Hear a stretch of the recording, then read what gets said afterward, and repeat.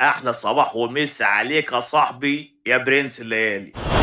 يا برنس الليالي يا رمانة الميزان. حلقة النهاردة حلقة من العيار الثقيل، حلقة جامدة جدي. حلقة النهاردة أهم الأفلام القادمة في شهر يوليو 2023. أفلام بقى أكشن وإثارة ودراما ومغامرات وأنيميشن ورعب وسوبر هيرو كمان يا رجالة. وكمان الشهر ده مميز عندي لأنه الشهر ده فيه عيد ميلادي، فعاوز تبعت لي أي عيدية يا صاحبي يا غالي.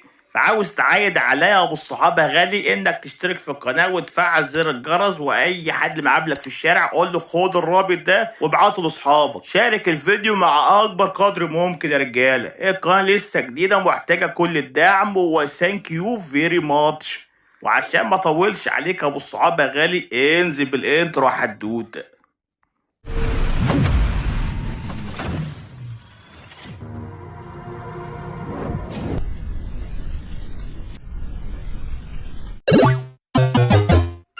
اول فيلم معانا النهارده فيلم هايدن سترايك، فيلم من نوعيه الاكشن والمغامره، بطوله النجمين الجامدين جدي جون سينا وجاكي شان. قصه الفيلم بقى يا رجاله عن جندين سابقين اللي هما جون سينا وجاكي شان يذهبان في مهمه مرافقه مدنيين واللي بيشتغلوا في مصفى النفط خلال طريق يدعى طريق الموت، والطريق ده بيمر عبر بغداد حتى يصل للمنطقه الخضراء. ولكن بقى على طول الطريق ده هيواجهوا كتير من التحديات القويه ومشاهد الاكشن والكوميديا. بص فيلم جامد جدا يا رجاله، والفيلم قادم لنا في سينمات يوم 6 يوليو 2023. انزل بالفيلم التاني حدوته.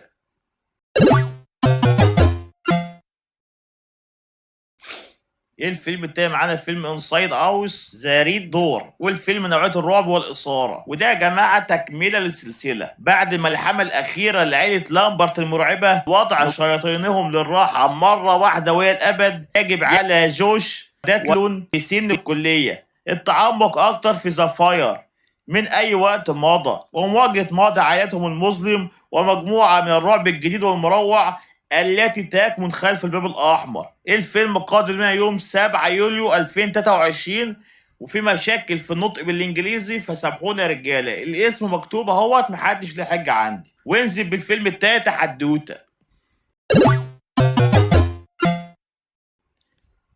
الفيلم التالت معانا وفيلم من الأفلام المنتظرة بشكل جميل جدا، فيلم ميشن امبوسيبل ريكونج بارت 1. الفيلم يا جماعة مدته ساعتين 43 دقيقة، فيلم نوعية الأكشن والتشويق والمغامرة، طبعا من بطولة النجم الرائع توم كروز. والفيلم بيكمل معانا رحلة ايسون هانت وفريقه في صندوق النقد الدولي في أخطر مهمة لهم حتى الآن، تعاقب سلاح جديد مرعب يهدد البشرية جمعاء قبل أن يقع في الأيدي الخطأ، مع السيطرة على المستقبل ومصير العالم على المحك واقتراب قوى الظلام من ماضي إنسان.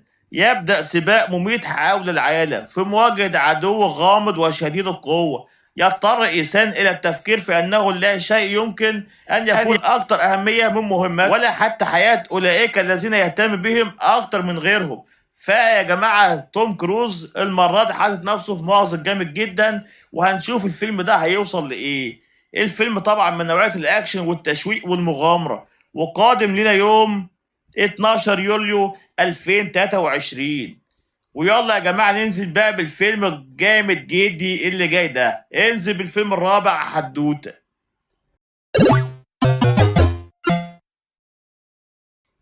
الفيلم الرابع معانا فيلم بيرد بوكس برشلونة، والفيلم جزء تاني من سلسلة أفلام بيرد بوكس، فيلم نوعية الرعب والإثارة والغموض. بعد أن قضت قوة غامضة على سكان العالم يجب على سباستيان أن يبحر في رحلة النجاة الخاصة به عبر شوارع برشلونة، بينما يشكل تحالفات مضطربة مع ناجين آخرين ويحاول الهروب من المدينة، ينوي تهديد غير متوقع وأكتر شر. الفيلم ده يا جماعة هتغمض عينك عشان ما تشوفش اللي هيحصل لك. الفيلم قادم لنا يوم 14 يوليو 2023. وينزل بقى بالفيلم الخامس حدوتة.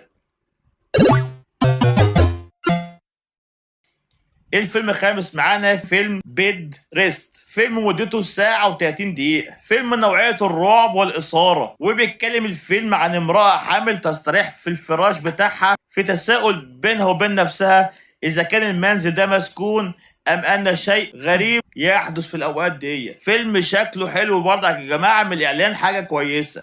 الفيلم قادم يوم 14 يوليو 2023. انزل بقى بالفيلم اللي جاي يا حدوته.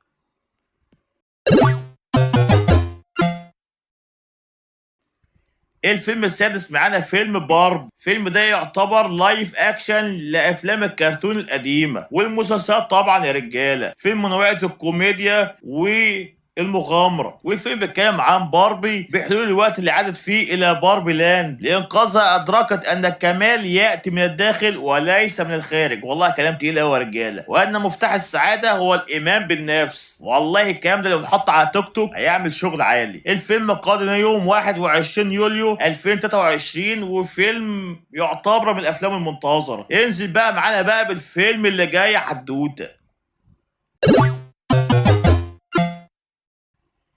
الفيلم السابع معانا كوب ويب. فيلم نوعية الرعب والإثارة. الفيلم مدته الساعة 28 دقيقة. فيلم بيحكي عن بيتر البالغ من العمر 8 سنوات يعاني من نقرة غامضة وثابتة تنقر من داخل جدار غرفة نومه. بيروح بقى يتكلم والديه ان في حاجة غريبة بتحصل في الجدار بتاع غرفة نومه وفي حد بيخبط عليه. ومع اشتداد خوف بيتر يعتقد ان والديه يمكن ان يختبئ سيرا رهيبا وخطيرا، وبيبدأ يشك في الثقة بينهم. وبالنسبة لطفل ما الذي يمكن ان يكون مخيفا اكتر من ذلك. الفيلم يا جماعة قادم في السينمات يوم 21 يوليو 2023.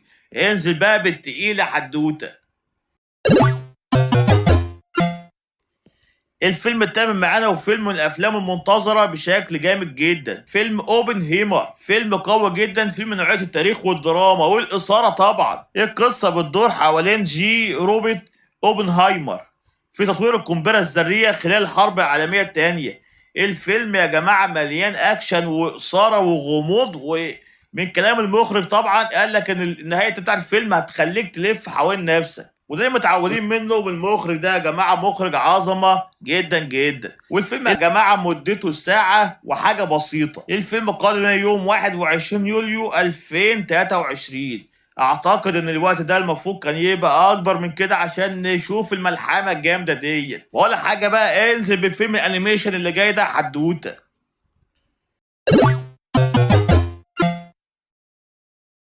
فيلم التاسع معانا فيلم جاستس ليج وير وورلد. فيلم طبعا من نوعيه الانيميشن والمغامره والسوبر هيرو. فيلم قادم هنا من عالم دي سي السينمائي. الفيلم بيحكي عن رابطه العداله عندما يتم اجتياحهم الى وير وورلد، مكان القتال الوحشي الذي لا نهايه له.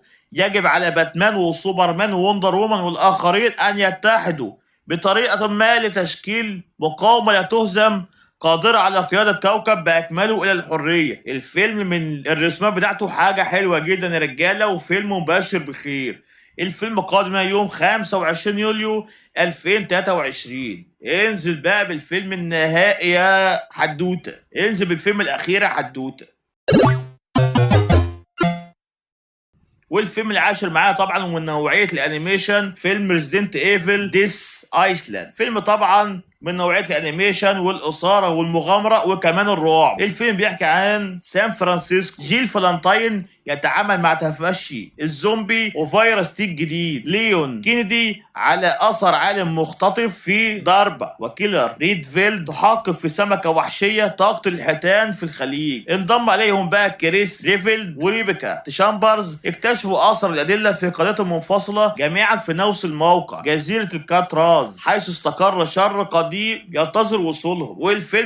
والفيلم واضح من الاعلان ان هو هيبقى دموي وهيبقى شغل عالي جدي. الفيلم قادم يوم 25 يوليو 2023. وبكده يا جماعه يكون الفيديو خلص على كده. 10 افلام جامدين جدا، هما كانوا ب8 بس زودت 2 من عندي. قلت مش خساره يا جماعه في الفيديو ده. بس يا صاحبي يا ريت تقدر مجهودي انك تشترك في القناه وتفعل زر الجرس لاعجاب الفيديو، واي حد مقابلك في الشارع قول له خد الرابط ده وخليه يبعته لاصحابه. والى اللقاء في الفيديو القادم، وجود باي اند جود لك. سلام يا غاليين.